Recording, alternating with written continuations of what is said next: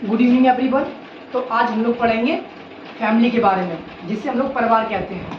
तो पहले अगर इंट्रोडक्शन की बात आए तो परिवार एक संबंध है, फैमिली एक संबंध है जिसमें पत्नी, पति और बच्चे सब एक साथ मिलके एक ही छत के नीचे रहते हैं। ठीक, तो ये तो एक इंट्रोडक्शन में लिखेंगे।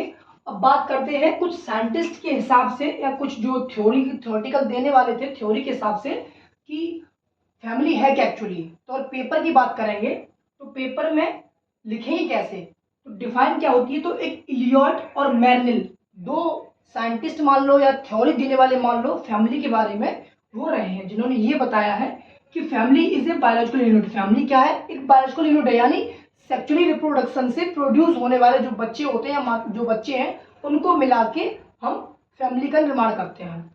जो किन किन लोगों से मिलकर बनती है फैमिली, तो उन्होंने बताया family is the biological unit composed of husband, जिसमें हस्बैंड रहेंगे, वाइफ रहेंगे एंड चिल्ड्रन। तो तीन लोगों के मिलने से परिवार बनता है। अब तीन नहीं, तीन या अधिक भी जनरेशन, पुरानी जनरेशन है उससे भी वो लोग साथ रह रहे हैं तो वो भी फैमिली मानी जाएगी। जरूर नहीं तीन ही लोग हों, तीन से अधिक लोग भी अगर एक ही छत नीचे रहते हैं, जैसे ज्वाइंट फैमिली में आता है, एक्सटेंड फैमिली में आता है, तो भी परिवार का रूप है। पर इनके हिसाब से यही कहा गया परिवार एक बायोलॉजिकल यूनिट है जो पति, पत्नी और बच्चे से मिलकर बनती है।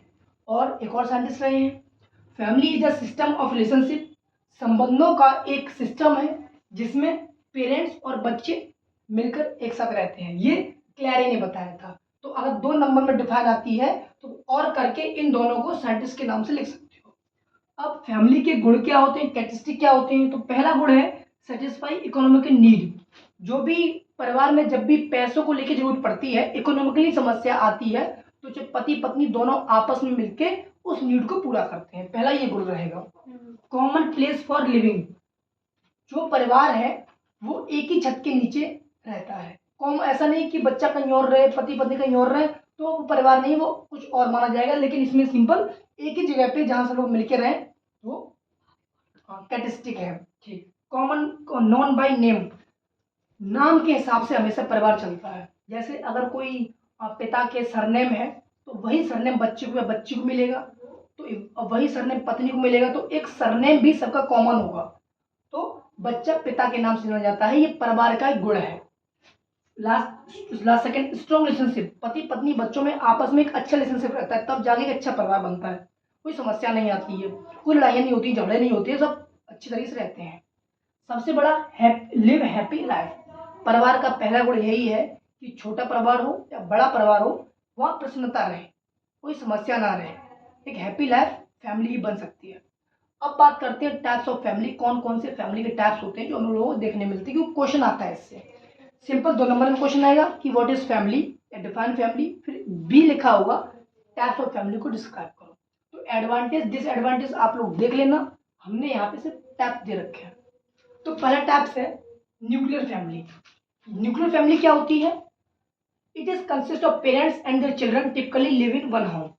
न्यूक्लियर मतलब कि इसमें सिर्फ छोटा परिवार रहेगा, जिसमें पेरेंट्स और बच्चे एक छत के नीचे रहते हैं और अपना जीवन यापन करते हैं। जो भी समस्याएं होती हैं वो अपना दोनों मिलकर पूरा करते हैं और बच्चे को एक लव और केयर देते हैं। जॉइंट फैमिली, इसकी डिफाइन देखते हैं। A group of people belonging to 3 और मोर जनरेशन, दादा की जनरेशन, फिर मम्मी पापा की जनरेशन, फिर बच्चों की जनरेशन। तो 3 जनरेशन है, 3 से अधिक जनरेशन जब एक ही छत के नीचे रहती हैं तो उसे हम जॉइंट फैमिली बोलते हैं। इनका बंटवारा नहीं हुआ, जो हिंदी में गांव बोला जाता है, बंटवारा नहीं हुआ है। सब एक चाचा ताऊ, मम्मी पापा, दादा दादी सब एक ही परिवार में एक ही छत के नीचे अपना जीवन यापन कर रहे हैं। सब मिलकर कोई समस्या होती है तीनों परिवार देखते हैं, कोई भी चाहे इकोनॉमिकल नीड हो चाहे सोशल प्रॉब्लम हो, सब एक ही साथ मिलके अपना सॉल्व करते हैं समस्या को। एक्सटेंड फैमिली, एक्सटेंड फैमिली मतलब ये है तो फैमिली वो भी है, पर हुआ क्या, इसमें आंटी अंकल कजन है, वो हो सकता है साथ रहें भी या ना भी रहें, पर इन दोनों में साथ ही रहते हैं।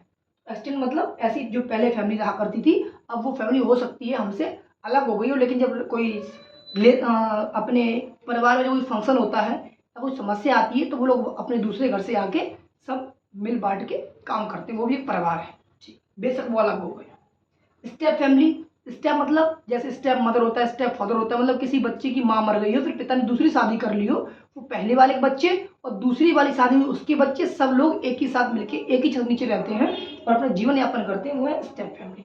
Last, childless family. ऐसी फैमिली जिसके माता पिता दोनों मर गए हों, सिर्फ बच्चे आप बहन जो भी उस घर में रह रहे हो और अपना चेक कमा के पढ़ाई लिखाई करके जिस तरीके से जो बड़ा है वो उस घर को संभाल रहा है और परिवार को आगे बढ़ा रहा है, तो वो है childless family.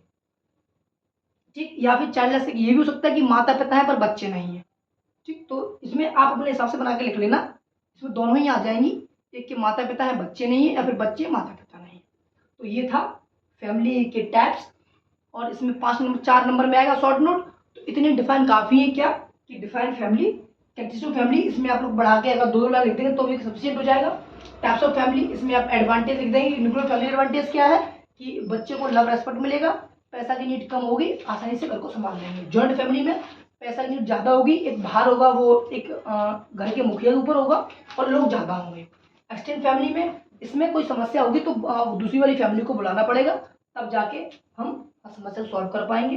Step family, childless family, इसमें आप लोग ना भी लिखे तो भी चलेगा, पर इनको डिस्क्राइब कर देंगे तो फैमिली का ओवरऑल जो शॉर्ट नोट था वो कंप्लीट हो जाएगा। आज की इतना ही, बाकी मिलते हैं नेक्स्ट क्लास में, तब तक के लिए थैंक यू क्लास।